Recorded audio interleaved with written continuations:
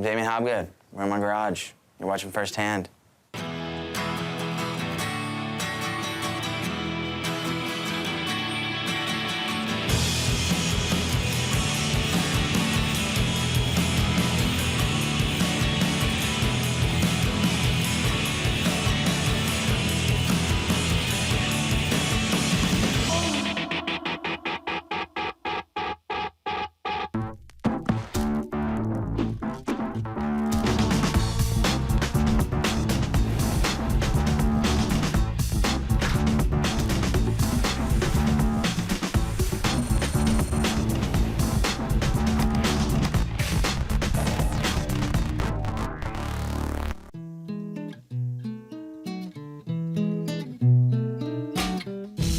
Yeah, it was hard.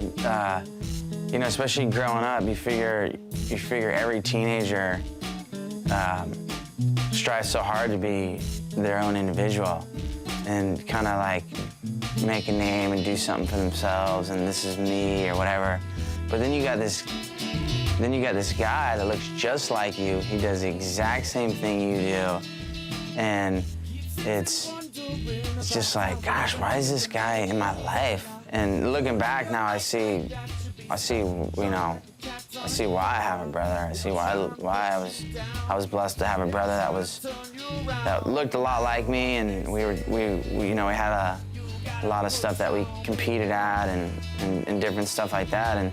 And I thought one of the main reasons was just because it helped us as not as only people, but as surfers also. If he would do something, like, whoa, that was crazy. Like, I gotta do that and do it better. And I gotta make sure that whatever he's doing or whatever he pulls off, that I gotta pull that same thing off.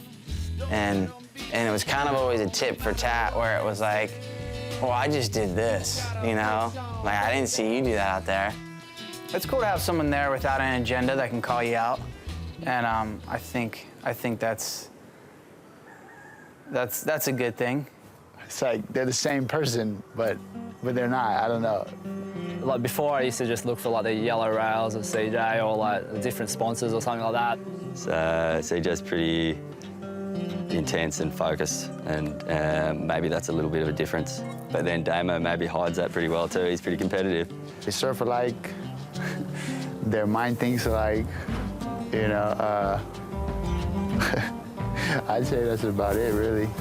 You know, you go out on the road, everything's different. So when you have someone traveling with you that you've known your whole life, you know what they're all about. It's kind of like a piece of home away from home, where it feels kind of normal. So I think that always helped out. But one of us wasn't doing that good, and the other one had like a really good result. We'd get super stoked for the other one. I remember at times it kind of gave me some life, like, well, if he can do it, I know I can do it. Because I surf with him every day, I know I can do what he does. So if he can do it, I can do it.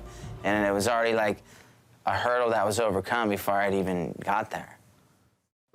Once again, next heat, we're going to see Damien Hobgood, Eric Geisman, Evan Miller, and Mike Blossman. We are on heat number 2 right now. Definitely more on like a pro surfing side. What I learned is just is a balance. You know, is a balance of not letting the highs get too high and not letting the lows get too low. If you've prepared, you've done everything, going out and surfing is just a bonus. You know, I love surfing. I love surfing contests, and you know, the more heats you can get under your belt, the better. You know, the more confidence, the more relaxed you can be. And sometimes on the CT, you don't surf that many heats, you know? So it's like, you can surf like 2 heats and, you know, a whole contest.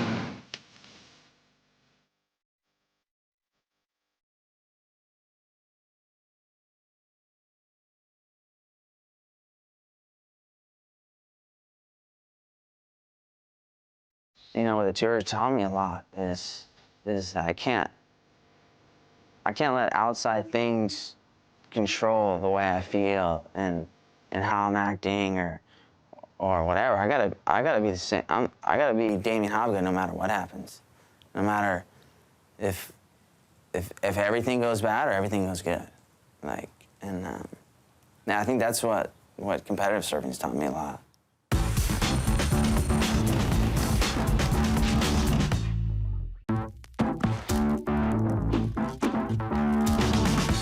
I'm Damien Hobgood. Welcome back to First Hand from Tahiti.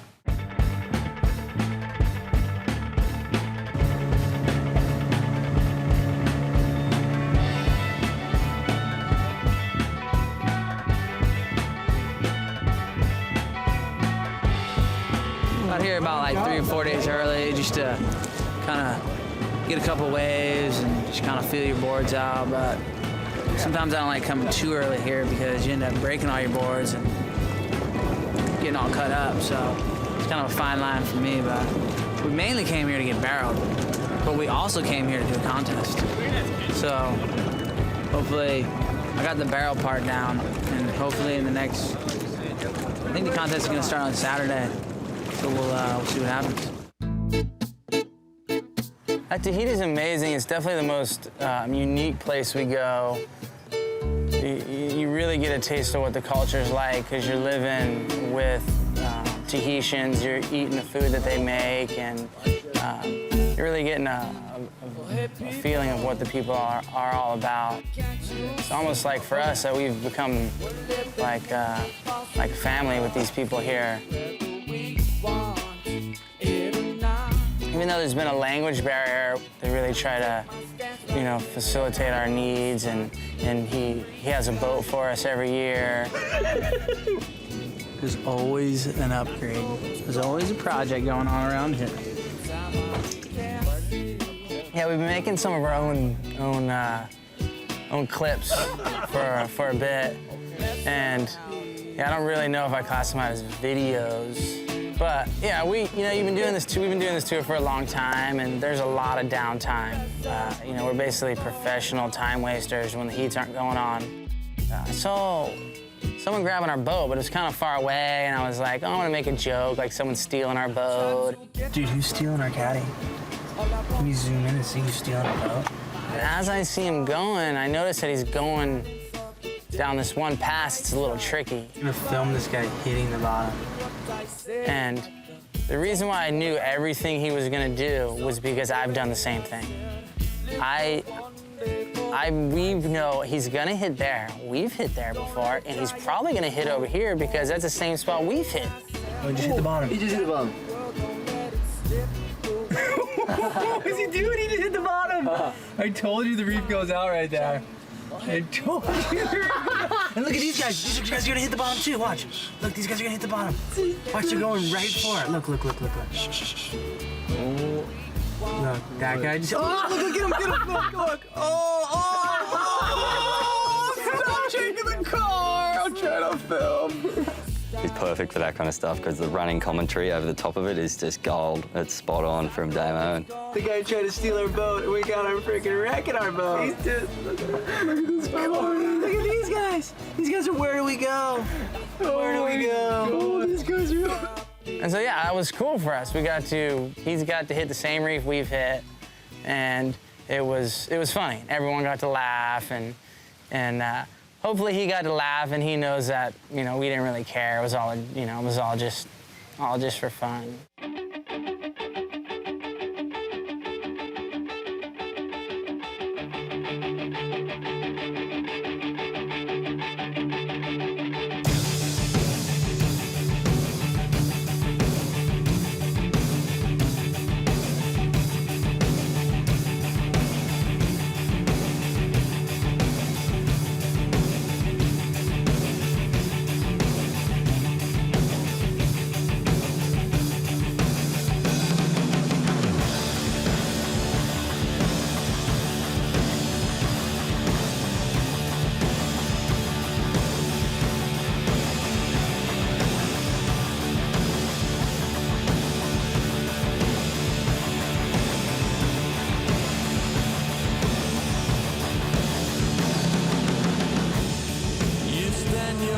A lot of times when you come to Tahiti, you're just like, I just want to get some good barrels. And super south, almost southeast, which kind of misses Chopu, and you can see the swell at the back, but it just goes on by. And then someone had got a wind from someone that these guys were surfing this wave up the point, and So someone went and checked it out and like almost like lost it. Like, dude, it's amazing. We've got to get up there.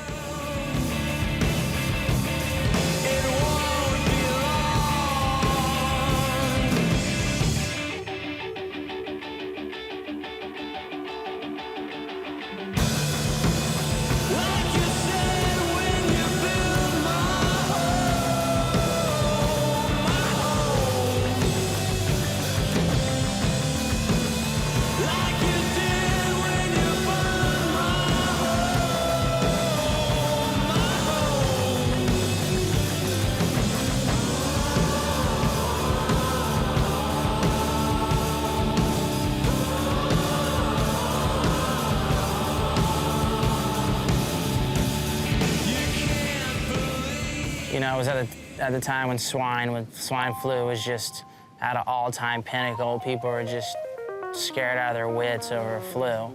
And Dustin happened to go down and get some medicine for this flu he had. Ended up just being one big nightmare. And all of a sudden, before you know it, he's getting carted off in an ambulance with guys with masks, and like he had, like, I don't know, like he was gonna contaminate this whole island. If he has a flu, we will keep him for around 10 days. 10 days? Yes. Okay, see you guys. Bye. Good waves. Au revoir. But yeah, he basically said it was probably the longest day and a half of his life. You know, the fortunate thing was, you know, it only lasted for that long because we were thinking like, well, what if he does have it? And I've been staying right next to him. I drove in the car with them out here. We're trying to dodge that swine flu. Under the radar. With 19. Yeah. And blending in. This thing's camouflage. We look like locals. And it was really good because no one got sick. I think everyone had a really good attitude about it, and nothing ended up happening.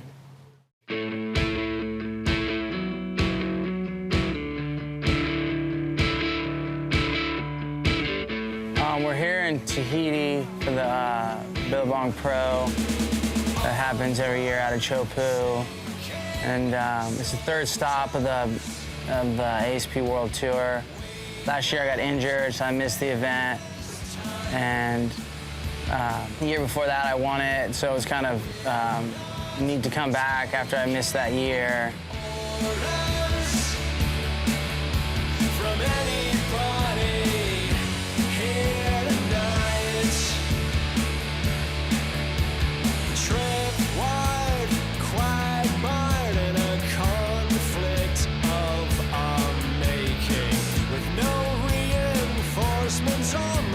Everyone here who surfs on this tour wants to win, but you know, we all travel together and we all have this life on tour that we need to make the best of it, you know? So I didn't do too good, and I gave it all I had, and so that's probably the best part about it.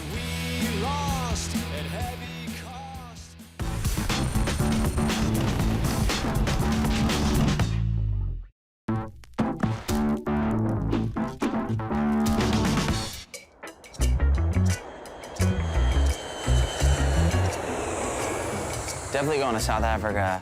The plane flight has always been pretty hard. Probably one of the hardest ones we take all year. And so yeah, it's a doozy. You got to get there a little bit early, get acclimated. It's definitely one of the most grueling ones we go on. Roll up on a perfect offshore 4-foot little beach break. So we're kind of amping right now. We're hoping that this wind stays good like it is, and with the tide coming in, it should get better.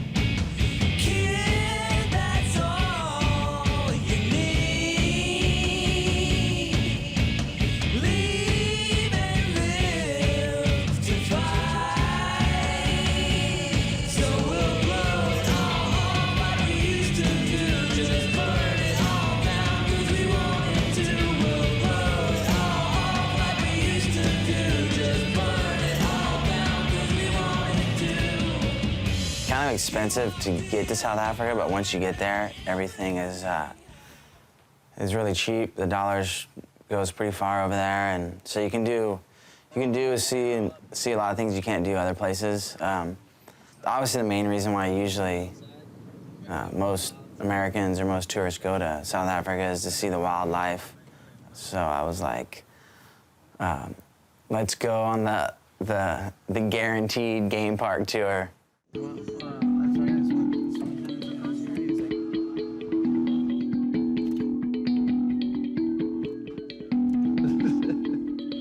There was a Disney movie called Duma, and I was like, oh yeah, I know what you're talking about. And they're like, oh yeah, this is the cheetah that played that.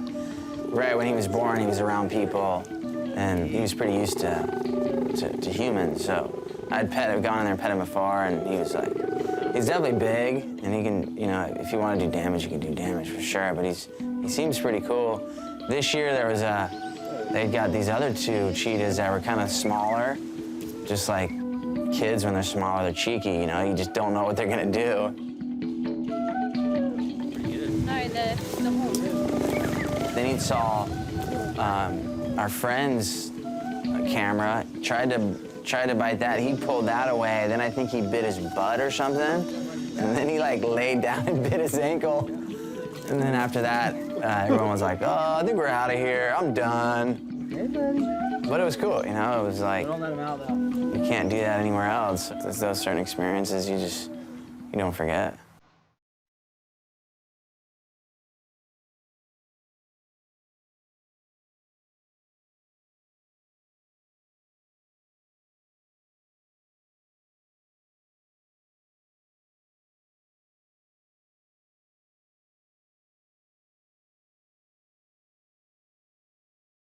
Competitive surfing is weird because you might go to an event and you'll be like, man, I'm on, dude. I'm feeling this. I got results coming for sure. Like, and then you'll go and you'll get like last or something. And you're like, how can that be, you know? And I actually went to that event. I was feeling okay. I was like, man, just trying to make it through each heat, you know, and you're not totally on, and you know this wave is really hard for you to surf. It's probably one of the hardest waves for you to get a result in. I'm not saying that I haven't got good results there, but it's just hard for me. I think it was one of those things where we thought it was going to be good, and then the storm got bigger and bigger, and actually the waves were way better than anyone even imagined. It was definitely, you know, one of the better contests we've surfed in a long time.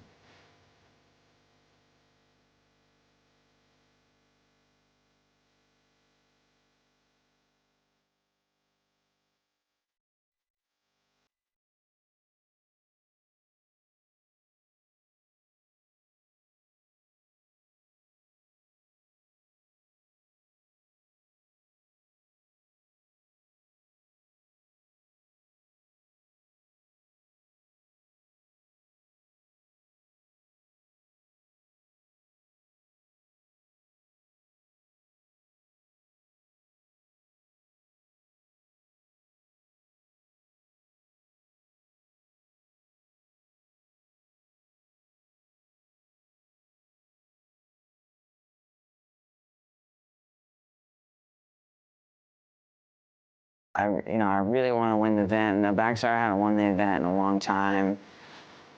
What I knew was it was going to be really hard. I was going to need some good waves. I was going to need some luck. I was going to need a lot of stuff to come together. And basically the opposite happened. You know, much respect to Damo. He's probably been doing the best backhand surfing the whole event, I think, and you know, he's one of my best friends, and I really enjoy hanging out with him in his company. And his surfing display, you know, the quarters and semis was unbelievable. Against Dane, you know, he was phenomenal. Yeah, it kind of all came down to this first wave. I had thought that I'd pushed him deep enough where he wasn't going to be able to make the wave, and made the wrong judgment.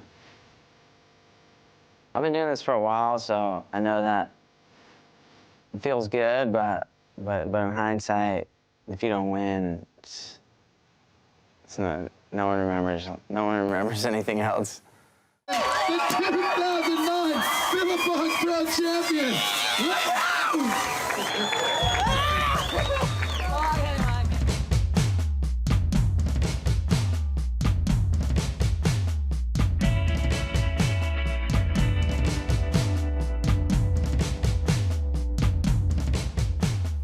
I think about the stuff that I've learned that when I was traveling that you really can't, you know, you can't put a dollar figure on it. You can't teach it. It's like, it's an experience. And I think just how fortunate I've been to be able to go to these different places and get immersed in these different cultures and see the way they live, you know? And I think of, you know, how fortunate I am and now that, you know, my family's starting to grow and I'm still doing what I love to do, that to have them go experience these things like I've experienced that's the fruit right there for me. That's what makes surfing, you know? And you know, there's not a lot of sports. I think it's more about a lot of times it's more about the experience than it is anything else.